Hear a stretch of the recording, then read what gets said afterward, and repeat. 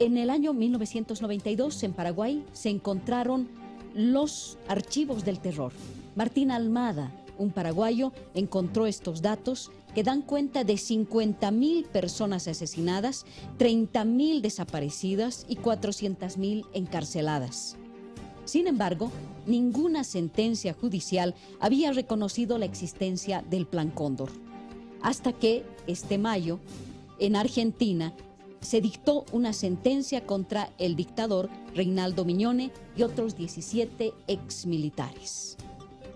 Quiero preguntar a nuestros invitados, quienes nos acompañan hoy día. Está con nosotros Ruth Llanos, presidenta de ASOFAM, y está Carlos Soria Galvarro, periodista. Bienvenidos. Miguel Gómez, jefe de Informaciones de La Razón. Vamos a hacer esta ronda de preguntas sobre el Plan Cóndor. Bueno, comienzo. Quisiera preguntarles cuál es la importancia, según ustedes, de esta sentencia dictada en Argentina contra quienes actuaron en el Plan Cóndor. Bueno, esta sentencia es denominada por las organizaciones de familiares como una sentencia histórica. Es un juicio de larga data, tiene varios componentes. Hay el Cóndor 1, Cóndor 2 y Cóndor 3, son 3 causas que se iniciaron el año 99. Y es por lo tanto un esfuerzo también coordinado de las distintas organizaciones de familiares para presentar pruebas.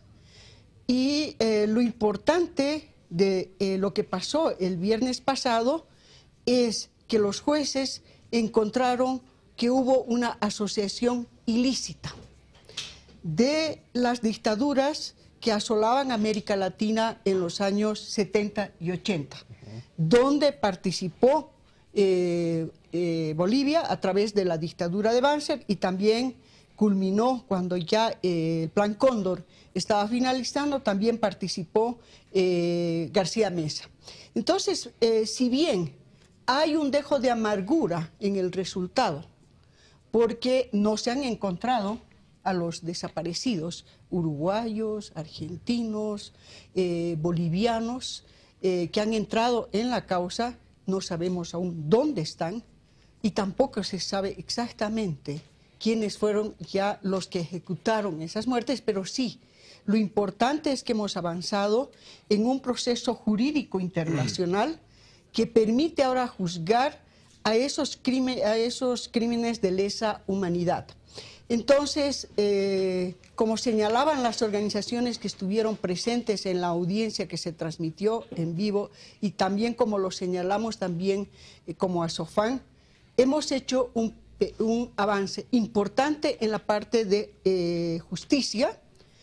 No es lo que quisiéramos, pero todos los legajos de esos 3 cuerpos, más Orletti, donde los latinoamericanos eran torturados y desaparecidos, y donde nosotros en ASOFAM tenemos varios casos emblemáticos. Orletti es una fábrica, ¿no? Orletti es una fábrica donde se tortura. Y en Orletti además desaparecieron, por ejemplo, los papás de Leonardo Benito. Su papá y su mamá, boliviano, de nuestra asociación. Entonces, en ese sentido, tenemos que avanzar. Se está avanzando también en el Plan Cóndor, el juicio del Plan Cóndor en Italia, que es el Estado italiano que también está haciendo este juzgamiento, pero en ese caso solamente han entrado las víctimas que tenían ascendencia italiana. Miguel. Bueno, sin duda la sentencia ha tenido repercusión mundial, ¿no? Sobre todo continental. En Bolivia, ¿cuáles tendrían que ser las repercusiones legales que se pueden venir después de esta sentencia en Argentina? Bueno, es muy difícil, digamos, empezar inmediatamente un juicio. Lo importante para nosotros como ASOFAM es constituir la Comisión de la Verdad que machaconamente estamos insistiendo. Necesitamos saber qué pasó desde el año 64, donde se dieron los primeros casos de desaparición forzada, los casos que se dieron sobre todo, que son los más numerosos, con Banzer, posteriormente García Meza, lo que necesitamos es tener toda esa información, pero añadido a todos los documentos y pruebas que se presentaron y que van a estar ahora en línea, cuando uno entra al sitio web del Ministerio de Justicia en la Argentina, uno va a poder bajar esa información. Pero lo que estamos pidiendo como ASOFAN es que para que tengan legalidad, es que la Cancillería boliviana pida esa documentación, esas pruebas, para que sean parte de los antecedentes que se entreguen a la Comisión de la Verdad. La Comisión de la Verdad no va a poder juzgar, no tiene esos objetivos, pero puede investigar y luego entregar o recomendar de que se constituya ya un juicio específico. Y también hay que recuperar la experiencia del Brasil, que acaba el año pasado de entregar su informe sobre la Comisión de la Verdad. En Brasil se constituyó una comisión específica para el tema Plan Cóndor. Eso también puede suceder en Bolivia. Carlos, ¿es posible un juicio contra el Plan Cóndor en Bolivia? Yo creo que sí, pero además hay que anotar algunos elementos, ¿no? Quizá el principal, el que más preocupa, es la demora en estas sentencias. Y se suele decir que justicia que tarda demasiado no es justicia. Han pasado más de 30 años y pareciera que hay propósito de alargar y que el tiempo termine enterrando estos asuntos, ¿no? Por eso me parece importante señalar que hay que apresurar algunos pasos. Hay que hacer lo posible, por ejemplo, en el caso que señalaba Ruth, de que se forme en Bolivia una Comisión de la Verdad. Hay mucho atraso, pero bueno, nunca es tarde en este sentido. Pero de todas maneras hay compromisos del Estado boliviano como Estado boliviano de formar esta comisión. Compromisos que lamentablemente no se han cumplido hasta ahora y por eso el reclamo es correcto en el sentido de que para poder encauzar estos casos, para inclusive avanzar en la posibilidad de un juicio en el país, se necesita constituir esta Comisión de la Verdad que tiene que aportar los elementos suficientes como para entablar este juicio. Es el caso, por ejemplo, de la intervención de agentes nazis como Klaus Barbie, que se ha denunciado mucho, pero que necesita también ser verificada, comprobada esta participación, porque hay elementos, como por ejemplo la firma de un convenio entre Arce Gómez y Klaus Barbie, que están mostrando esa relación que hubo también en el caso boliviano de este tipo de elementos.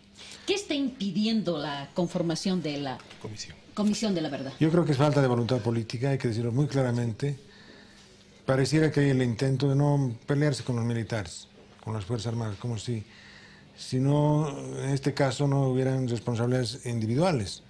No se trata de juzgar a la institución, sino a las personas que en función de la institución cometieron estos delitos.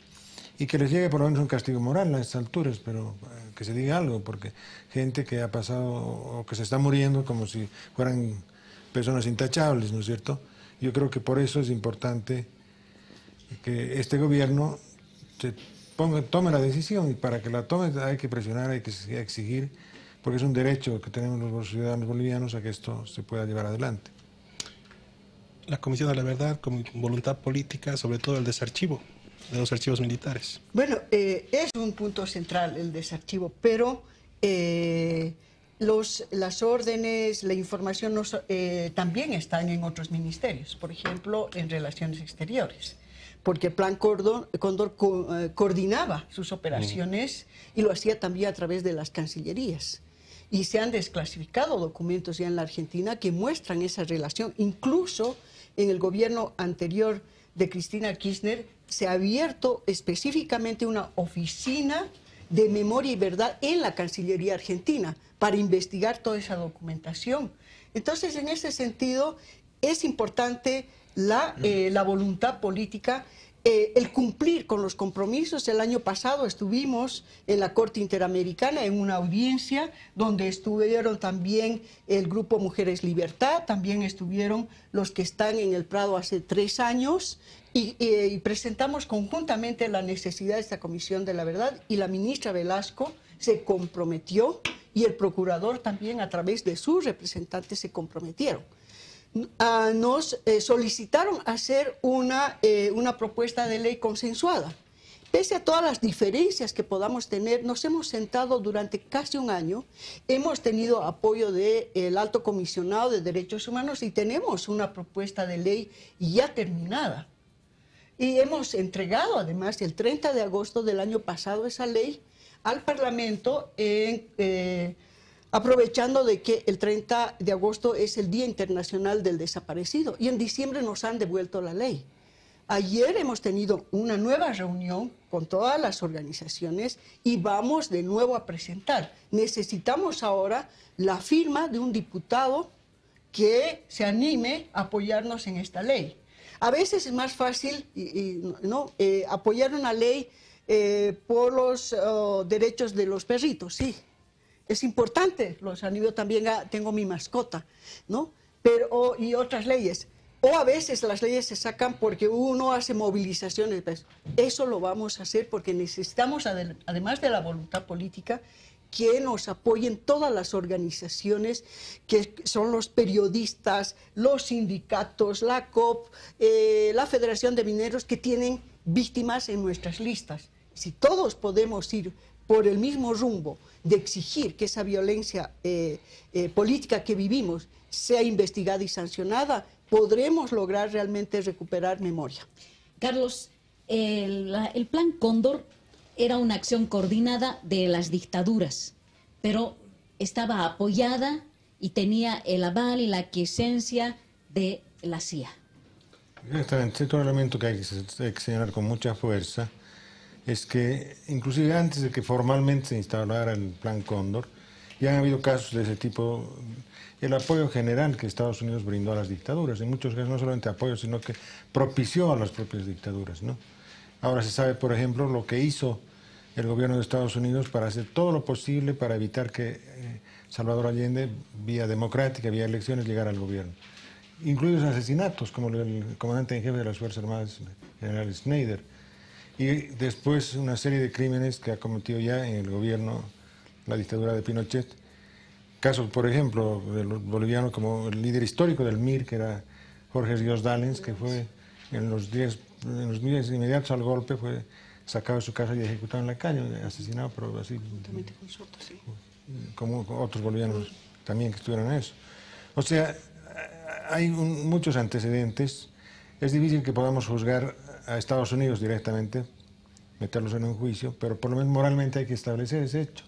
Estados Unidos propició las dictaduras, coordinó las dictaduras, las apoyó, y en este caso de la Operación Cóndor también hay muchos elementos claves que muestran que la CIA, como organismo dependiente del gobierno de Estados Unidos, no solamente que coordinaba, sino que en algunos casos ayudaba a ejecutar las operaciones de este plan siniestro, del Plan Cóndor. Han pasado más de 30 años y se pueden desarchivar ya también los documentos existentes en Estados Unidos. Claro que sí. Bolivia puede pedir la desclasificación. Todos los países lo han hecho, menos Bolivia. Todos los países que fueron parte del Plan Cóndor conformaron comisiones de la verdad, menos Bolivia. Entonces, realmente hay una deuda pendiente.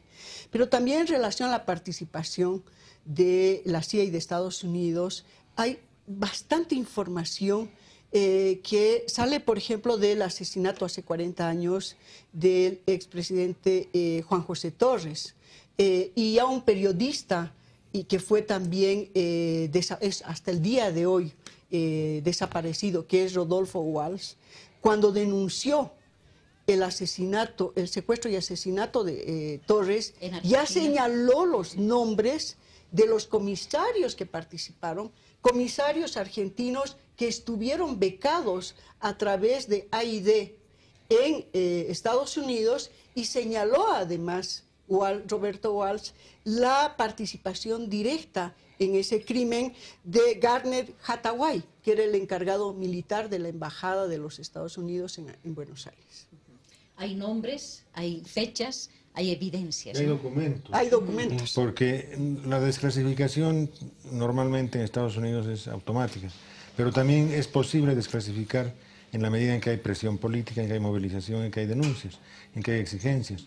En ese sentido, por ejemplo, para la instauración de la dictadura en Chile se han desclasificado miles de documentos que prueban hasta la saciedad la intervención de Estados Unidos, el papel preponderante que jugó Estados Unidos en el derrocamiento del presidente Allende y en la instauración de la dictadura. ¿Qué pasó en nuestro país? Como decía Ruth, no ha habido un pedido formal de desclasificación, no ha habido comisión de la verdad y son, a mi juicio, deudas históricas que hay que pagar, que hay que exigir que se cumplan. Para guiar a los televidentes, esta Comisión de la Verdad, ¿con qué actores tendría y aparte qué prerrogativas? Bueno, se ha planteado que es una comisión de la verdad, la memoria y la reparación. Y se ha planteado de que debe ser una comisión independiente, autónoma, que debe trabajar durante un periodo de 2 años, que tenga autonomía financiera también. Y se ha trabajado centralmente sus objetivos centrales, los objetivos también específicos, y se ha tomado la experiencia internacional que ya existe para tomar de todas estas experiencias lo mejor y ponerla en la ley. Hemos discutido muchísimo sobre el número de integrantes de la comisión. Había posiciones de hasta poner solamente 2 personas, 3 personas, pero hemos llegado en consenso a 7 personas que integrarían de manera independiente y que conformarían sus comisiones técnicas, históricas, de investigación y que entregarían su informe después de trabajar. Personalidades. Personalidades independientes con trayectoria en el campo de los derechos humanos y con solvencia moral, para poder realmente hacer un informe que pueda además dar recomendaciones a nivel estatal, nacional, pero también a nivel de lo que son políticas de memoria que deben tener también los municipios y las gobernaciones. Es decir, que pueda establecer. Y luego esta comisión, se ha aclarado, no es la que juzga, es la que reúne la documentación para luego entregarla al Ministerio Público y para que el Ministerio Público haga los juzgamientos posteriores. Siempre hemos hablado de 13 personas víctimas del Plan Cóndor en Bolivia. La ASOFAN, la Asociación de Familiares Muertos y Desaparecidos de las Dictaduras, ¿tiene los datos de estas personas, de estas 13 víctimas? Sí, tenemos los datos, lo hemos proporcionado para las publicaciones que se han sacado en la semana, pero en los datos que nos ha entregado y que también tiene la Cancillería boliviana y entregados por la Secretaría de Derechos Humanos del Ministerio de Justicia y Derechos Humanos de la Argentina, tenemos información sobre 40 bolivianos. 40 bolivianos desaparecidos en la Argentina. Esa documentación está con la información que recabó el CONADEP, la comisión que se organizó en la Argentina, significa, por lo tanto, que hay ya datos evidenciados de 40, pero por informes posteriores y juicios que están desarrollando, por ejemplo, el juicio que también ya va a culminar, que ya ha culminado a un empresario privado del norte argentino, se sabe de que habría más bolivianos que habrían sido desaparecidos en Jujuy. Y eso todavía no está investigado y no están en archivos. Pero además, Ruth, no se trata solo de desaparecidos, sino de gente asesinada. Sí, asesinados. El caso de Torres, por ejemplo, fue asesinado, sus restos fueron entregados. Recuerdo bien, los mineros se movilizaron en esa época tratando de que los restos de Torres llegaran a Bolivia y fueran enterrados en las minas.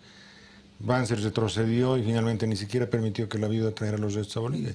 Y Torres se enterró en México y muchos años después, durante la ODP, sus restos fueron traídos al país. O sea, no es solamente desaparecidos, también hay gente asesinada cuyos restos están... Porque la característica de desaparecidos es que sus restos no han sido entregados. Exacto, sí. Pero en muchos casos los restos sí se han entregado. O sea, a los 40 desaparecidos hay que sumar, yo creo, varias decenas de gente que ha sido asesinada.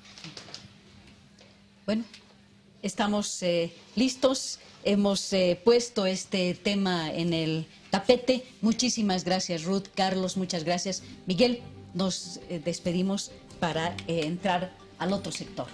Y bueno, en Piedra, Papel y Tinta tenemos ahora el fútbol. el fútbol y la Copa América en un momentito más.